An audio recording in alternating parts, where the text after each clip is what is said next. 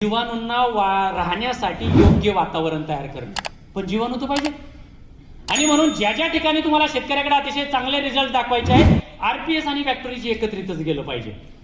तो शेतकरी आयुष्यभर तुमचा होऊन जातो, कारण त्याला रिझल्टही तेवढे पटकन देतात. याचं कारण आहे नुसतीच मुळं वाढलीत आणि उचललंच गेलं नाही अन्न, काय उपयोग आहे का? नाही. अन्न उचलून देण्यासाठी जीवाणूंची गरज आहे. बॅक्टेरिया काय आहे हो? या ठिकाणी 90% माणसं नवीन आहेत, म्हणून मी परत एकदा तुम्हाला सांगेल काय आहे. आरपीएस जसं 5 महत्वाचं काम करतं, तसं या निसर्गातली शेती जी आहे ती कशावरती चालते? जीवजंतूंवरती चालते. जेवढे तुमच्या जमिनीमध्ये जीवजंतू, उपयुक्त जीवजंतू जास्त, तेवढी तुमची जमीन सुपीक. मग आपल्या बॅक्टेरियामध्ये काय आहे?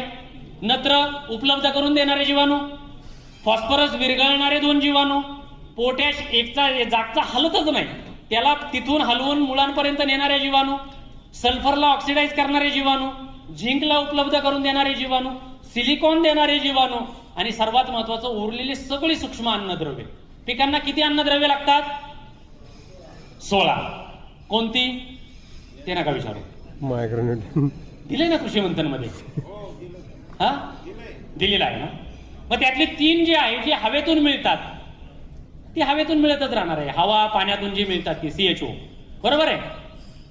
परंतु नत्र, स्फुरद, पालाश हे उपलब्ध करून देणारे जे जीवाणू आहेत ते आपण बॅक्टेरिया मधून दिलेले आहेत.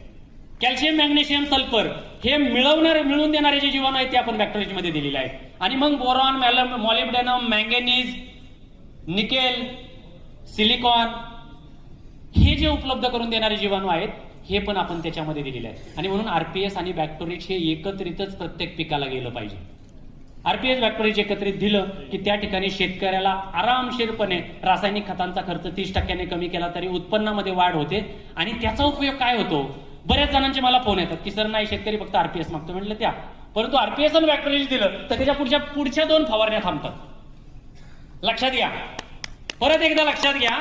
आरपीएस बॅक्टेरिया तुम्ही जमिनीत देताय, पण त्याच्या पिकांवर येणाऱ्या किडींचा आणि पिकांवर येणाऱ्या रोगांचा प्रादुर्भाव कमी करण्याची ताकद आरपीएस आणि बॅक्टेरिया मध्ये आहे. ते त्याला समजावून सांगा.